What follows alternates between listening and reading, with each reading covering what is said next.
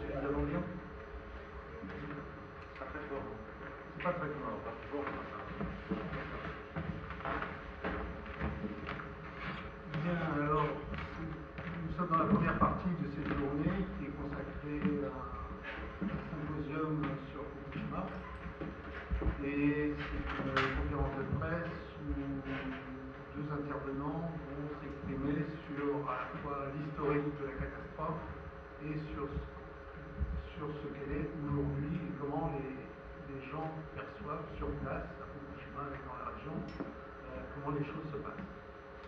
Alors je voudrais quand même rappeler que cette initiative est due à Madame Fuku, qui est responsable de l'association Espoir du Soleil, qui est une association qui a été créée après la catastrophe de Teppo le 11 mars 2011 au Japon, et que cette association a pour objectif de faire connaître l'étendue de la catastrophe et ses conséquences.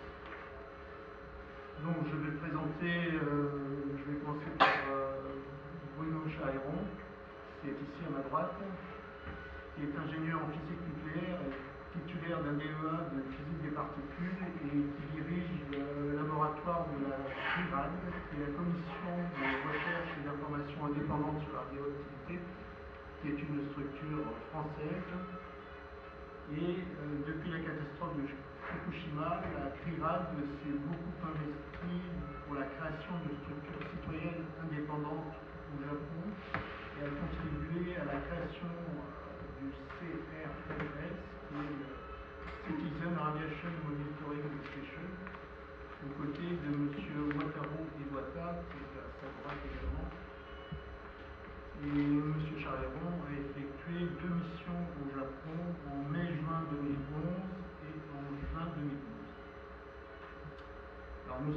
Wataru Iwata est également connu comme un artiste-compositeur et il est malgré tout directeur du CSRP, qui est le Citizen Scientist International Symposium on Radiation Protection. Donc il a commencé une carrière musicale en 1979 et il travaille actuellement dans le domaine de la musique numérique et analogique ainsi que la musique assistée par ordinateur. Après le grand séisme du 11 mars 2011 suivi d'un tsunami de l'ensemble provoquant la catastrophe nucléaire de Fukushima, Daiichi et de Teppo, il a commencé en avril 2011 à effectuer des mesures de contamination radioactive atmosphérique dans le département de Fukushima sous la direction de la CRIRAD, qui avait envoyé un certain nombre d'appareils. En octobre 2011, il a été l'organisateur du premier symposium de ce fameux consortium citoyen scientifique pour la radioprotection, en partenariat avec de nombreuses associations. Et depuis 2012, il préside le comité exécutif de ce symposium qui est organisé chaque année. Voilà. Donc nos deux intervenants vont se déplacer, vont regagner la partie audio et vidéo et vont intervenir pour expliquer successivement à la fois l'historique et puis la situation actuelle qui ressemble à M. Bruno Chairon. Merci. Donc oui, pour des raisons pratiques, on va piloter la présentation depuis l'arrière.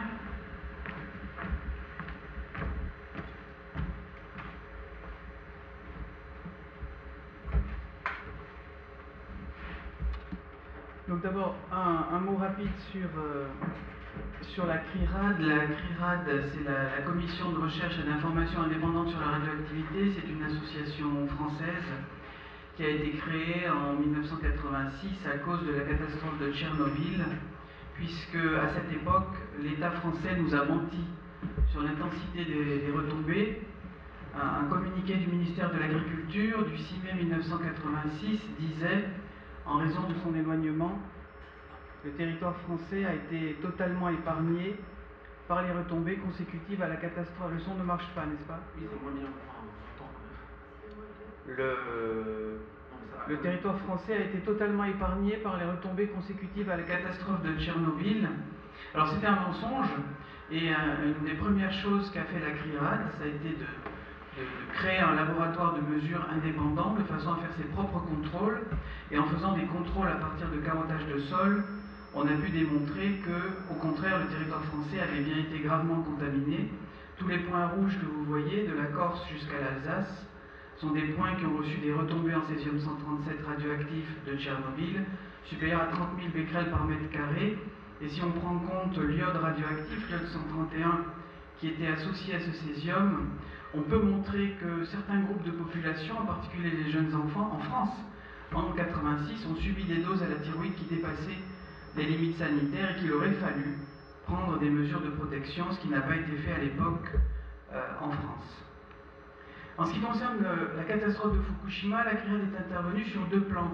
D'abord, examiner l'impact des retombées de Fukushima sur le territoire français, puisque nous sommes une association française, et grâce à un réseau de surveillance de la radioactivité atmosphérique que nous gérons en Vallée du Rhône, avec le soutien des collectivités locales, nous avons pu montrer la contamination de l'air à Valence, donc dans la région Rhône-Alpes, la contamination de l'air par l'iode 131 de Fukushima.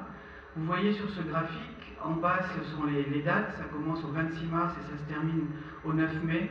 Vous voyez qu'à partir du 28 mars, disons 3 semaines après le début de la catastrophe, 2 semaines et demie, on a commencé à détecter une augmentation de la contamination en iode 131 dans l'air à Valence. Et ça s'est poursuivi, cette présence de contamination, jusqu'au 20-25 avril. Donc la catastrophe de Fukushima a bien contaminé l'ensemble de l'hémisphère nord par des rejets radioactifs. Maintenant, ce qui a été très important pour nous, ça a été de venir en soutien aux populations japonaises, parce que nous avons été choqués, bouleversés par ce qui se passait au Japon et par le niveau de désinformation et le manque de protection des citoyens japonais. Donc j'en dirai quelques mots rapidement. Sur ce graphique que nous avions trouvé à l'époque sur Internet, sur un site officiel japonais, vous avez le niveau de radioactivité ambiant mesuré au niveau de la centrale nucléaire d'Onagawa, qui est à 100 km au nord de la centrale de Fukushima Daiichi. Et vous voyez que le 13 mars, c'est-à-dire 2 jours après le tsunami du 11 mars, la radioactivité à 100 km au nord de la centrale de Fukushima a augmenté d'un facteur 400 par rapport au niveau naturel ambiant. Ça veut dire qu'il était clair, en consultant simplement un certain nombre de sites officiels au Japon, que cette catastrophe de Fukushima entraînait des rejets massifs d'éléments radioactifs dans l'atmosphère et à très grande distance.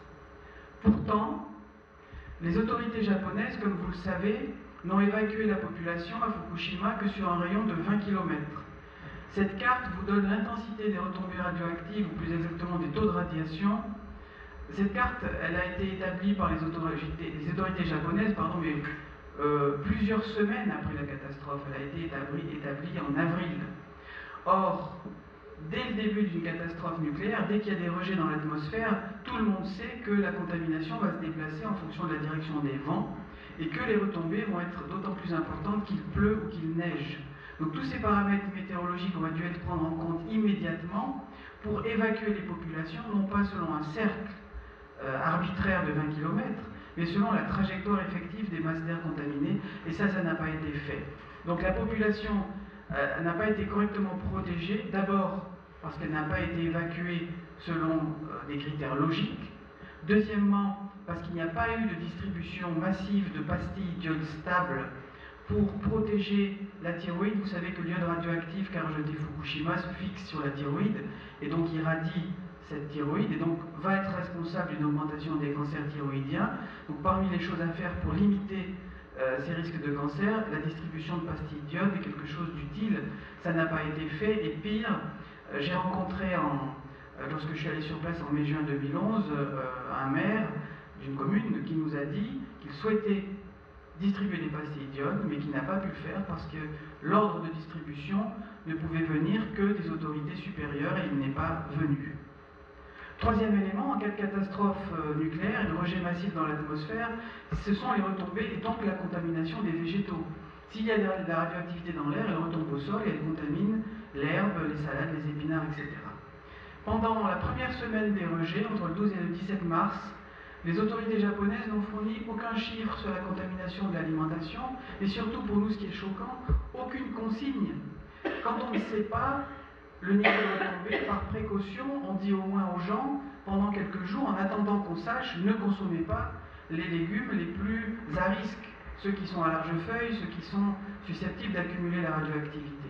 Et les premières mesures qui ont été rendues publiques, prélèvement fait le 18 mars sur de l'herbe, à Itaate, à environ 40 km au nord-ouest de la centrale de Fukushima, ces mesures ont montré une très forte contamination de l'herbe, 2,5 millions de becquerels par kilo en iode 131, presque 2 millions en césium 137.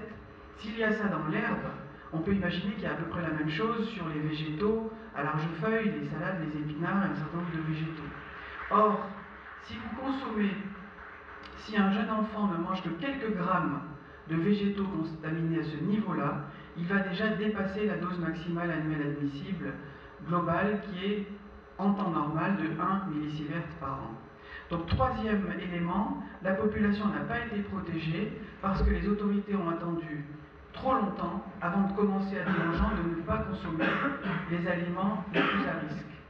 Et en tant que Français, ce qui nous a vraiment choqué à la CRIRAD, c'est le rôle qu'a pu jouer notre Institut national, l'IRSN, l'Institut de radioprotection et de sûreté nucléaire, puisque l'IRSN a fait des simulations de la dose qu'allaient subir les citoyens japonais.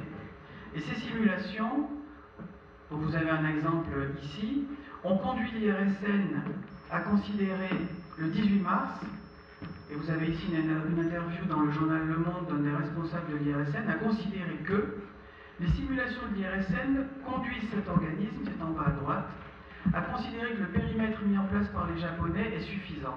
Ça, c'est profondément choquant. Ça veut dire que l'Institut français, qui aura la mission de nous protéger en France en cas de catastrophe nucléaire, a considéré que ce qui était mis en œuvre par les autorités japonaises était suffisant, alors que pour nous, c'est profondément insuffisant pour les raisons que j'indiquais tout à l'heure. Par rapport à cette désinformation ambiante, parmi les choses que la CRIRAD a mis en œuvre, c'est soutenir des initiatives de citoyens japonais.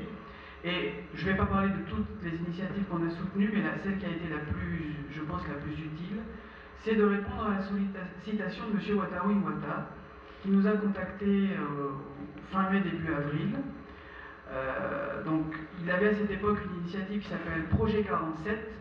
L'objectif était d'installer des moyens de mesure indépendants dans les 47 départements au Japon. Et cette initiative s'est transformée ensuite en CRMS, Citizens Radiation Monitoring Station, c'est-à-dire station de mesure indépendante de la radioactivité. Et on l'a soutenue dans l'ensemble de ces différentes initiatives. Première chose que nous avons fait, c'est envoyer à M. Iwata une dizaine de compteurs GGR et d'appareils professionnels pour qu'ils puissent faire des mesures. Et on a tourné en urgence une série de vidéos pour expliquer comment on utilise ces appareils, comment on se protège, qu'est-ce que c'est la radioactivité, celle qui vient de l'air, celle qui est dans les aliments, etc. Et avec ce matériel, il a pu, vous le voyez ici, faire des mesures dans la ville de Fukushima à partir du mois d'avril 2011 et constater évidemment la très forte contamination de l'environnement. Et sa démarche a consisté à faire tout ça avec les populations.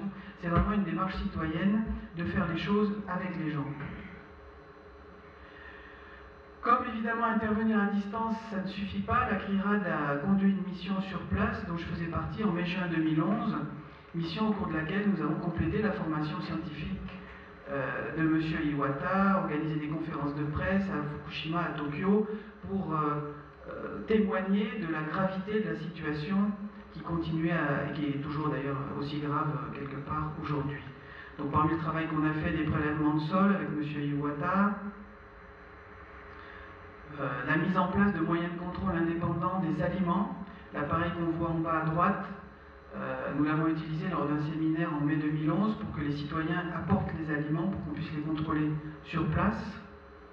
Et puis faire différentes mesures de taux de radiation. Ici nous sommes dans une école en mai 2011 dans la ville de Fukushima où l'ensemble du territoire de l'école, photo de gauche c'est sur le préau entre les bâtiments scolaires, photo de droite, c'est au pied des balançoires, des taux de radiation qui sont 10 fois, 20 fois supérieurs à la normale, alors que nous sommes quand même à la fin du mois de mai 2011 et que les rejets avaient commencé plutôt début, milieu du mois de mars.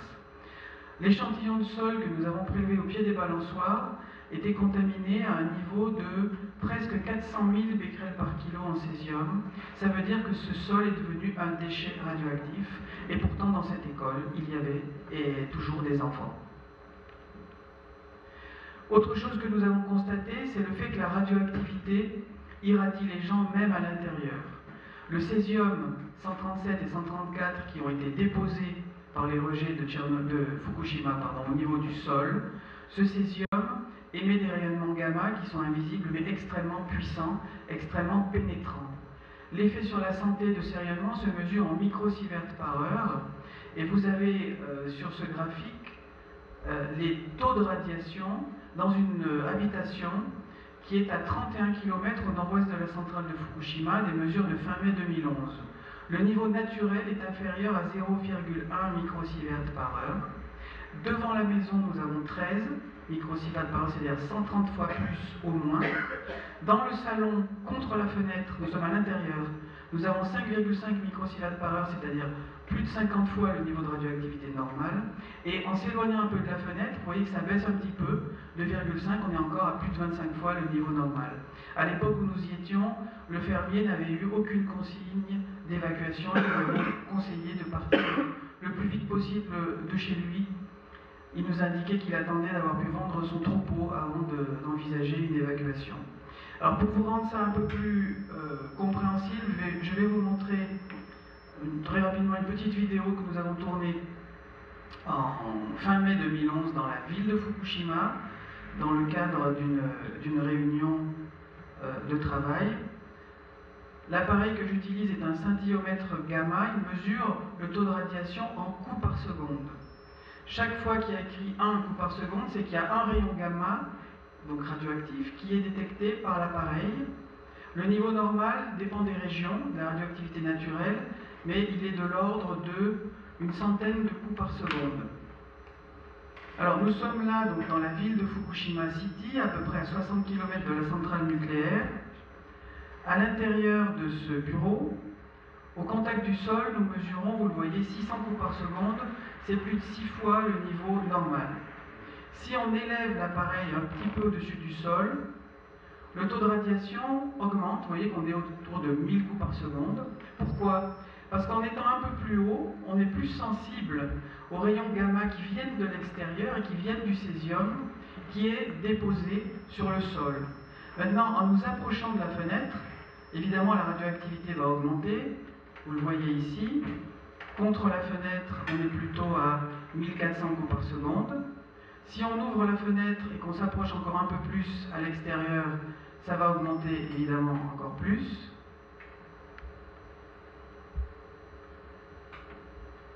Vous voyez, 2000 coups par seconde, etc.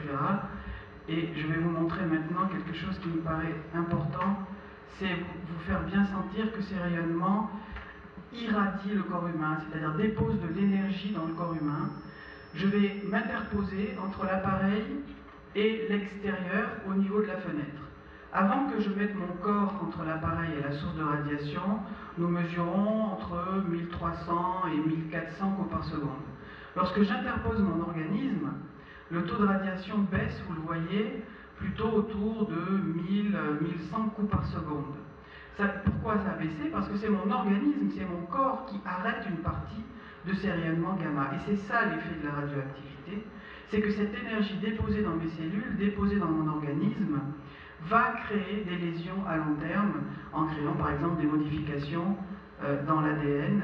Et c'est pour ça que les faibles doses de radiation ont ce potentiel de dangerosité à long terme. Chaque coup par seconde, chaque rayon gamma qui aura été intercepté par mon corps est peut-être celui qui, par un processus complexe, sera à l'origine d'un cancer qui interviendra dans des années ou des décennies. Je vais bientôt passer la parole à M. Iwata. Donc, M. Iwata a été à l'initiative de l'initiative CRMS dont on a parlé tout à l'heure, donc la création de ces laboratoires indépendants. Il a été le directeur de cette structure citoyenne de 2011 à 2014. Et il a également, à cette époque, dès 2011, souhaité, avec d'autres citoyens japonais, créer une seconde initiative, Citizen Scientist International Symposium on Radiation Protection. L'objectif, c'est d'organiser chaque année des rencontres entre des scientifiques, si possible indépendants du lobby nucléaire, et des citoyens, pour qu'il y ait vraiment un lieu de débat, un lieu d'échange. Et il est maintenant directeur de cette structure depuis janvier 2015, et il intervient cet après-midi aujourd'hui avec cette nouvelle responsabilité. Donc vous voyez Wataru Iwata ici, lors de la mise en place des laboratoires indépendants. À fin 2011, CNRMS avait installé 10 laboratoires indépendants au Japon, dont 9 sur la préfecture de Fukushima et 1 à Tokyo. Et ces laboratoires ont fait à la fois des mesures de taux de radiation ambiant, des mesures dans la nourriture, des mesures sur le corps humain, et participer aussi à l'initiative en bas à gauche, donc, de création de ce symposium international. Vous voyez ici une jeune fille dont la radiation est contrôlée sur un Whole Body Counter, ce qu'on appelle en français un anthropogrammamètre, qui permet d'évaluer le taux de contamination de son organisme. Et je vais donc maintenant passer la parole à Wataru Iwata qui va s'exprimer en anglais, et j'essaierai de le traduire en français.